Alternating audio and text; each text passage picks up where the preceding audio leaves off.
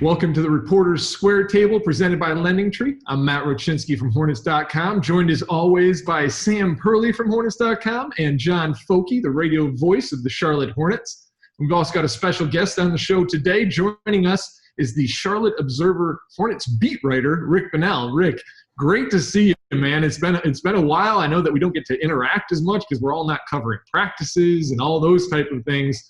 Just let us know, how have you been so far, Rick? Been really interesting. I've been doing a bunch of news side stories during the pandemic. It's been a real learning experience to write about totally different subjects. But I'm really glad the lottery is the 20th because it's time to get back toward what I do for a living. Yeah, obviously you mentioned that the way you're doing things has changed and you're also covering things outside of sports. But from the sports perspective, how much has this pandemic changed what you've had to do in order to cover this team? You know, sports writers joke all the time that everybody else had to adjust to living their lives at home on Wi-Fi connections and sweatpants. That's been sports writer, standard procedure for like 10 years. That's pretty solid.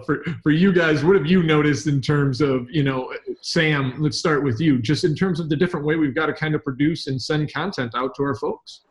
Yeah, well, I think for us specifically in the Hornets, a lot of it, there is a kind of a feeling of being left out in Orlando right now. And as much as the NBA has been, it's nice to have it back, there's still kind of a little feeling that, man, what if we could have done something like what Phoenix is doing right now? So I think a lot of our content right now is kind of, we're rehashing old stuff, we're doing workout stuff, talking about really kind of looking towards the future.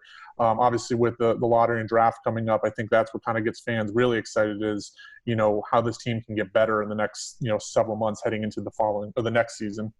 You talk about looking towards the future, and one of the easiest ways to look towards the future is to take a real quick look back at the past. And let's look at last season. When we talk about content that we're producing, we just saw the S'more Graham campaign come out.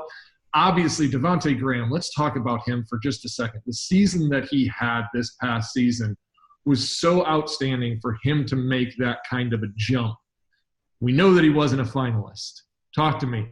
Rick, do you think that was a snub for Devante not to be a finalist for Most Improved Player this year? Well, I don't vote for awards because I'm uncomfortable with that being attached to Supermax contracts. If I did vote, he certainly would have been in my top three. He certainly belonged among finalists. I don't think he would have won the award, but I was really shocked. I did that survey where I talked to 10 people with votes. I was stunned that he was only on one ballot and only in third place on that ballot. Why do you think that was, Rick? I think it's a couple of things. I think that it was an out of sight, out of mind situation. I also think that, he was so spectacular that first month and a half, and then the scouting report started catching up to him. And, he went through a place of having to sort of figure out what he was going to do when people were forcing him off that 3-point line. I know as smart and organized a kid as he is that he's going to spend this summer figuring out the mid-range because that's what he needs to be a complete player. Folke, what did you see in Devante, in his biggest areas of growth that really made him a consideration for this? Well, I think the two things that jump out, number one, the scoring increase, and that's kind of what draws your eyeballs, plus 13.5 points per game. But what really stood out to me was the assists. I mean, he went from 2.5 assists in his rookie season to 7.5. He finished up top 10 in assists this season. So you think about what he was doing scoring and assisting. And to Rick's point, the improvement that he made throughout this season. Like, once you realize, hey, this guy's got a great 3-point game, run him off the line, he made that adjustment. And, yeah, he kind of, struggled through figuring out how to find his spots. But by the time the season was suspended, you could tell he had an idea of where he needed to get to be successful in addition to that. So the scoring, the assists jump out at you, but I think the improvement that he made, not only from year one to year two, but from the beginning of the season to when it was suspended, was impressive as well. You know, when you've got 2 point guards who had the type of seasons that our guys had, and Devante obviously making a case for MIP. Rick, what did you really see from Terry this year that really impressed you in the way he stepped up into the starting role? I appreciated this probably doesn't get enough credit because it's not a tangible. I think he was a terrific teammate and a real mature person who came in, expecting to do X, and 10 games in, suddenly he was playing off the ball. He handled that with grace. He never had a problem with it. As a matter of fact, I think he was as big a supporter of Devante's emergence as anybody. I respect the hell out of Terry's professionalism. And he handled it tremendously. But not only that, but Sam, obviously, when those two guys were out on the court together, we liked seeing Terry and Devante play together. Why did they play so well together? That's a really good question. I think what Rick kind of mentioned is when Terry bought into having Devante kind of take the lead role, I think that kind of helped Terry. Terry took on a new role and didn't get nearly as much of the defensive attention with how good Devante was doing. It kind of opened things up for Terry. He jumped from 9 points with Boston last year in a more reduced role to 18 this year, and he shot over 40% from three. And all his numbers were up across the board. So they really complemented each other well. And I think a lot of it has to do with sort of the intangibles, like Rick mentioned. It wasn't necessarily an on-court. It's, Terry saying, you know what, Devante, this is what's best for the team, and kind of taking that side role. So, and then Terry as well is kind of more the defensive-oriented guard, kind of balanced out Devante offensively as well. So just really good complementary pieces, the two of them. Yeah, we all would have loved to see how they would have done in the bubble if we would have been invited. Obviously, we did not make it. Rick, did you think that the Hornets should have been there? In a grand scheme of things, I think we all need to keep the pandemic in mind. They were trying to figure out how to have a viable television-friendly tournament with a minimum number of people there. I mean, it was very indicative to me when they said last week that just like the minute that a team is done and eliminated from playoff contention and done with their 8 games, they want them off campus right then and there. Matt, that shows how, they've been very fortunate to not have any positive tests. You didn't need 30 teams in there if you could avoid it. So I can live with that decision. And I know Mitch was disappointed, but he also understood. And we've seen that even though our guys were not invited, they've been getting after things on the court in the building right now at Spectrum Center, working on their games. I know it's not the same, but how good is it to see, John, those guys getting after it as quickly as they have been? We saw Terry in there yesterday, as a matter of fact. Make sure you check that out on Hornets.com for a quick little plug there. Yeah, I think it reminds me a lot of what we saw last summer. Last summer, every time you walked into the gym, there were 3-4 guys in there. They're working out, spending all day. Obviously, situation is a little bit different. You've got a set amount of time that you can be in there. But for our podcast, Banter from the Booth on Hornets.com, I talked to Ronald Norad last week, and he talked about working out with Cody Martin and some of the things that they're working on and how they're trying to maximize the time that they have to figure out things to improve, but also to keep on the things that he's already very good at. And, Ronald said that they're seeing very encouraging things out of Cody Martin, and his work ethic, Caleb's work ethic, the work ethic of all the guys. So I think it's really encouraging that they're in the gym, they're working, and you have to be efficient with it. And these guys are making the most of their time. Yeah, and we saw in what Terry had to say that hungry is the word that he kept using over and over and over, and how hungry this team is. How hungry have you seen them be so far, Sam, as this offseason has started to progress? Well, it's definitely interesting because even it seems like more and more every year it's the summer trend is the IG workouts and stuff on Twitter and stuff getting posted, and guys posting their own workouts. And then there's sort of like the, if you're not working out, or if you're working out, you're not posting it, it's not really happening. But, I think it's, you can kind of look at this Orlando situation, even Devante's MIP thing maybe it turns into a blessing in disguise, being slighted by the NBA, being in that that group of 8 that didn't get invited, Devante not getting the recognition maybe they deserved, at least being a finalist for MIP, you know, you kind of have to look at the bright side and maybe, hey, this can be motivation. This can really fuel these guys and really kind of say, you know, next time we're not going to be excluded. We're going to be a playoff team next time. We're going to be on nationally televised games so you can see how good Devante is. And he's one of the best players, young players in the league. So I kind of look at it as, you know, there's a couple disappointing turns last couple of months with awards and the bubble, but you got to use it as motivation. Rick, what do you think when you see these guys? Obviously, you saw their commitment last year, and you see this commitment again, the way that Coach Borrego has been able to build these guys up with his staff. Caleb Martin told me, he said, I don't know if giving us 5 to 6 months to prepare for a season is smart. That might make us more dangerous. How much more is the extra time going to benefit this team, especially a young team, as they're building? I think that is largely going to hinge on the NBA and the union getting together on a plan to let these 7 teams that work in the restart, 8 teams, do something as a group. I think that 9 months is a really inordinate amount of time to not have real group activity. When JB has called that a potentially severe disadvantage, I thoroughly agree with him. I totally get Michelle Roberts' concerns about health and safety protocols, but I think they've got to come up with some sort of a plan to let voluntary sort of NFL-like off-season activities happen, because these guys, it's just not fair to let them sit around and do nothing. And by the way, as we've seen evidence of, if you don't give players a chance to go 5-on-5 in your gym, they're going to find other gyms, guys, and that's not good. Folky, for you, what did you think so far, you know, in terms of that same thing? I know we've got the dog in the background. You know, this is live TV. This is great. So. He's riled up. He says, hey, don't give him 9 months. Come on, George. We start talking Hornets. George starts getting excited. He's actually named after George Mikan, so he's got some basketball savvy to him.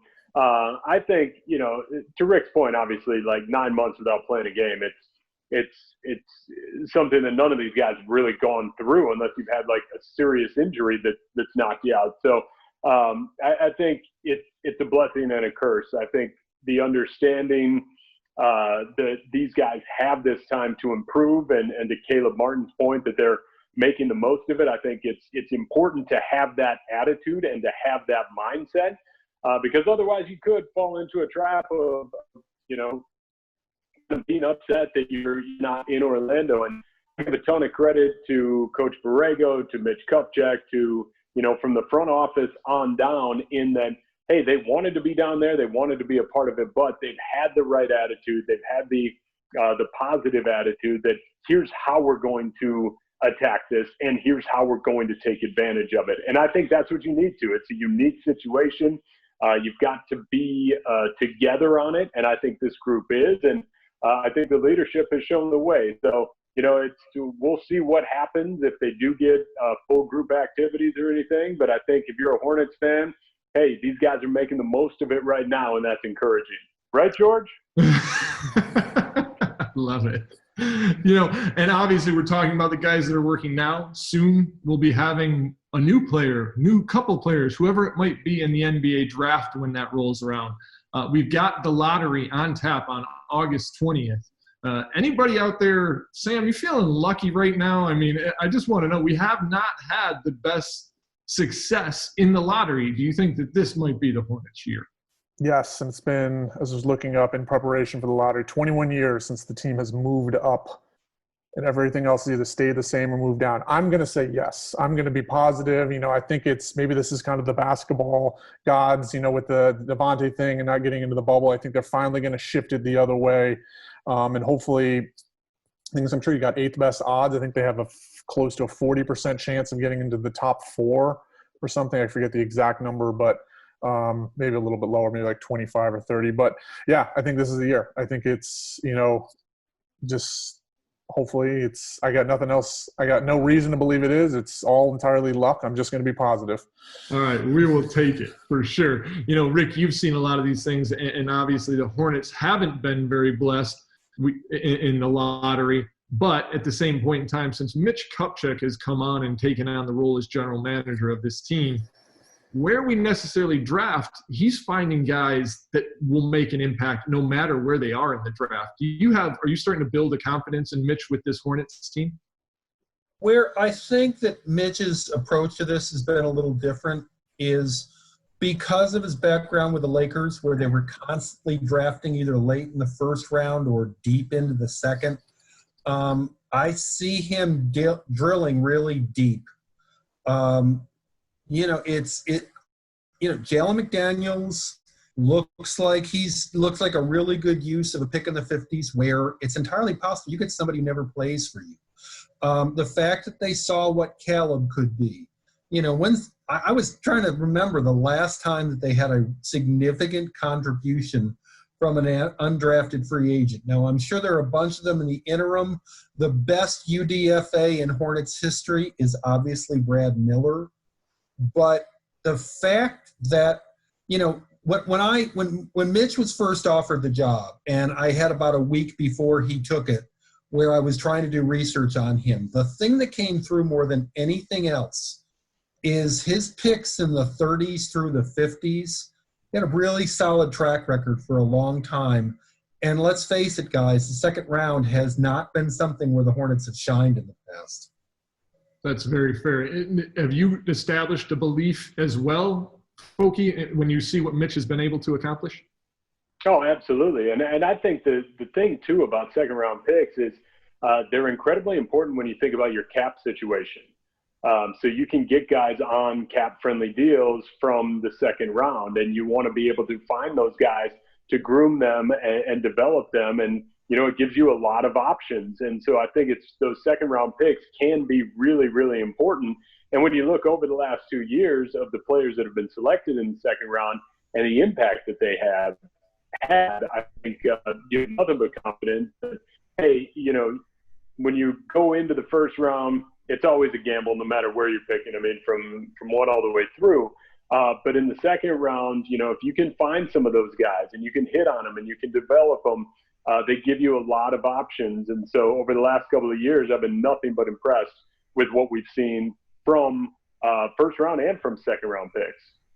We're not going to obviously talk players individually right now. We don't want to get in trouble for any of that. But I just want to ask you guys, what are your overall thoughts on team needs as we enter into the lottery and we start preparing for the draft? When you look at this squad, Sam, what do you think is one of the biggest areas of need for this team?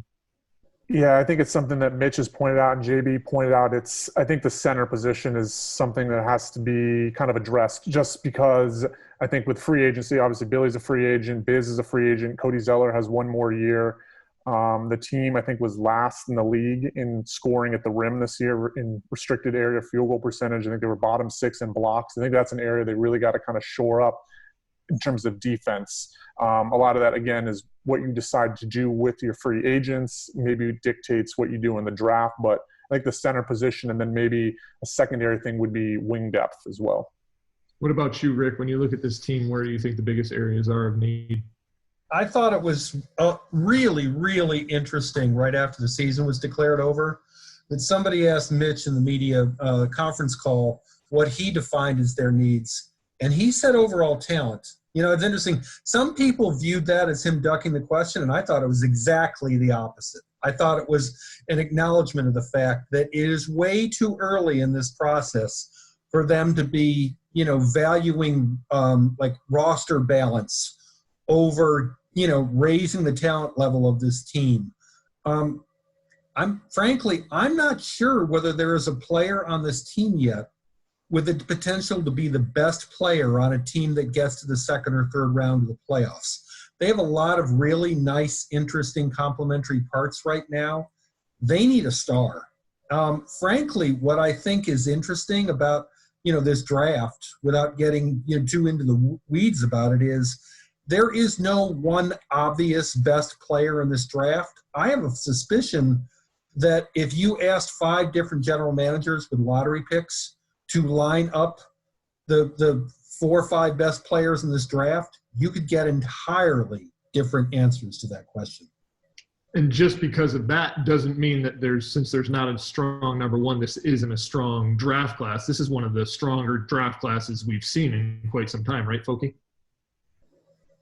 I think it's going to be interesting. I mean, I think it's depending on what you need, to Rick's point that if a team goes number one, not every team is going to say, hey, this guy is a number one. So from that standpoint, yeah, you can find depth to it. And the interesting thing, like when I head into a draft and start looking at it, what always jumps out to me is you say, okay, here's some areas, right, where the team could improve.